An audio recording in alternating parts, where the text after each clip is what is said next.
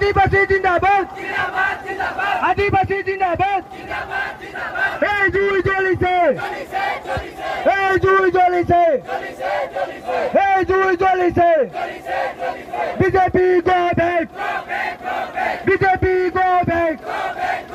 BJP go back BJP সরকার মিশালিয়া BJP সরকার মিশালিয়া বিজেপি সরকার মিশালিয়া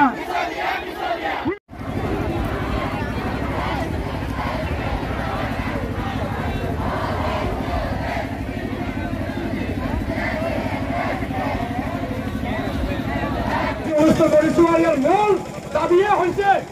আমাৰ যি সাংবিধানিক অধিকাৰ আমাৰ যি প্ৰাপ্য আদিবাসী তথা চাহ শ্ৰমিকসকলক অনুসূচীকৰণৰ যি মৰ্যাদা প্ৰদান কৰিব লাগিব চাহ শ্ৰমিকৰ দৈনিক মজুৰি 500 একাউণ্টত বৃদ্ধি কৰিব লাগিব চাহ বাগিচাই ভোগ দখল কৰি মাটি ম্যাদী পট্টা দিব লাগিব এই তিনিটা মূল বিষয় লৈ আমি আজি বিশাল প্ৰতিবাদী কাৰ্যসূচী কৰিছো আৰু আমি দেখিবলৈ পাইছো বিগত সময়ৰ দৰে কংগ্ৰেছ চৰকাৰে যি ধৰণে আদিবাসীসকলক তথা চাহ শ্ৰমিকসকলৰ ৰাইজক প্ৰতিশ্ৰুতিৰ পৰা বিৰত ৰাখিছিলে সেই একে ধৰণৰ নীতি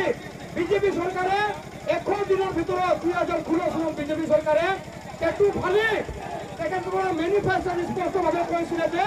100 দিনৰ ভিতৰত আদিবাসী তথা চাহ শ্ৰমিকসকলক অনুসূচীকৰণৰ মৰ্যাদা প্ৰদান কৰিম বুলি কৈছিলে তেখেতসকলে কৈছিলে চাহ শ্ৰমিকৰ দৈনিক মজুৰি 500 একাউণ্টলৈকে বৃদ্ধি কৰিম বুলি কৈছিলে তেখেতসকলে কৈছিলে চাহ শ্ৰমিকৰ মাটি ম্যাদীকৰণ কৰিম বুলি কৈছে কিন্তু এই গোটেইখিনি প্ৰতিশ্ৰুতি তেখেতসকলে আমাক নকৰে গোটেইখিনি আমাৰ মূল ইছ্যুৰ পৰা আমাক ডাইভাৰ্ট কৰে আজি বিজেপি চৰকাৰে আমাৰ জনগোষ্ঠীৰ ভিতৰত ভাগ কৰিবলৈ যি ষড়যন্ত্ৰ কৰিছে বিজেপি চৰকাৰক আমাক এই বিকাশ প্ৰতিবাদী মঞ্চৰ পৰা আমি কিন্তু হুকিয়াই দিছো বিজেপি চৰকাৰ ডক্টৰ হিমন্ত বিশ্ব শৰ্মাই কৈছিলে তিনিচুকীয়া ডিব্ৰুগড়ত বিকাশ প্ৰতিবাদী কাৰ্যসূচীক সমৰ্থন জনাইছিলে কিন্তু আজি শোণিতপুৰ জিলাত তাৰ বিপৰীত ছবি আমি দেখিবলৈ পালো আজি বিভিন্ন চাহ বাগিচা গাঁও অঞ্চলত বিজেপিৰ পালি নেতাই ঘৰৰ ফৰ্ম ফিল আপ কৰি অৰুণোদয় দিন আঁচনি দিম বুলি আমাৰ মানুহ ডাইভাৰ্ট কৰিবলৈ বিচাৰিছে আমি দেখিবলৈ পালো আমাৰ জনগোষ্ঠীৰ মাজত ভাগ কৰিবলৈ বিজেপি যি ষড়যন্ত্ৰ কৰিছে ইয়াৰ পৰা কিন্তু বিৰত থাকিবলৈ আমি হুকিয়াই দিছো আমি 30 ডিচেম্বৰ এইটো বছৰৰ লাষ্ট 31 ডিচেম্বৰলৈকে আমাক সময়সীমা বান্ধি দিছে লেন পাট্টাৰ কথা কি কৰা হৈ আছে আমাক 2 বছৰৰ বেছি হৈ গ'ল চাহ বাগিচাত আমি কাম কৰি আছো আজি এই কোৱাৰ্টাৰ ঘৰখন মোৰ নিজৰ নামত নাই নাম কাটি হ'লে আমাক ওলাই দিয়ে শ্ৰমিকসকলে আৰু মেনেজাৰে আমাক ওলাই দিয়ে সেইটোৰ কাৰণে আমি কৈছো যে আমাক যি আমাৰ ঘৰ বেটি আছে এই ঘৰ বেটিটো আমাৰ নামত হ'ব লাগে আৰু বনাঞ্চলত যিসকল আমাৰ জাতি ভাইসকলে বসবাস কৰি আছে আজি আমাৰ সময়ত আপোনালোকে নিয়ম দেখায় আৰু বেলেগ সময়ত আপোনালোকে পাট্টা দিয়ে এইবিলাক নচলিব বিজেপি চৰকাৰে যদি খিলঞ্জীয়া চৰকাৰ বুলি কয় নহয় তেনেহ'লে আমি কিন্তু প্ৰথম ভূমিপুত্ৰ হওঁ এই কথাটো জানি থব লাগিব অসমত থকা উৰাং মুণ্ডা চাওতাল ভেৰিয়া ভেল যিমান জাতি আছে সকলো কিন্তু প্ৰথম ভূমিপুত্ৰ হয় এইকাৰণে আমাক জনগোষ্ঠীৰ যিটো জনজাতিকৰণৰ মৰ্যাদা যিসকলে SC পৰে SC যিসকলে SC পৰে SC সকলোকে দিব লাগিব আৰু লগে লগে কৈছো বিজেপিৰ কিছুমান দলালে আজি বিভিন্ন অঞ্চলত ঢেকীয়াজুলিৰ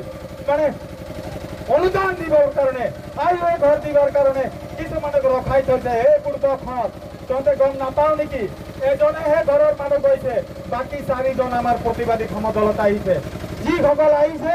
যিমান ৰাইজ আহিছে সকলোকে আমি ধন্যবাদ আৰু কৃতজ্ঞতা প্ৰকাশ কৰিছো আৰু আশা করছি এই আন্দোলনটা डिब्रूगढ़ में जब तो हले तिनसुकिया में हले गाजी सोनितपुर में और लाहे लाहे उदालगुड़ी विश्वनाथ में जाबे और एक समय एरकम डिसेम्बर के राखे जुदी আমাদের সমস্যা গিলা সমাধান নাই মাননীয় হিমন্ত বিশ্ব শর্মা ডাঙরিয়া আপনাকে কিয়াই জনাইছিল গোটেই অসমৰ মানুহ 20 দিন ঘেৰাও কৰি আৰু কিদিনা কি হ'ব হেতু গম নাপাব আপুনি আৰু আপোনাক কৈ দিছো আপোনালোকৰ যিটো ইন্টেলিজেন্স আছে ইন্টেলিজেন্সে কয় যে কংগ্ৰেছৰ উচ্চতনিত কৈছে আৰে বাবা 15 বছৰ কংগ্ৰেছ শাসনত আছিলে তেতিয়া আমি সিহঁতক ব্ৰহ্মপুত্ৰত পেলালো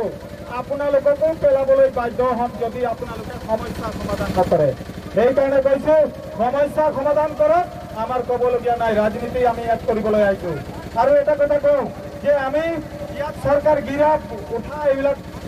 প্ৰতিবাদ লৈ অহা নাই, আমি সমস্যা লৈ আহিছোঁ। আমাৰ যিবিলাক সমস্যা আছে এই সমস্যাকেইটা সমাধান কৰিব লাগে।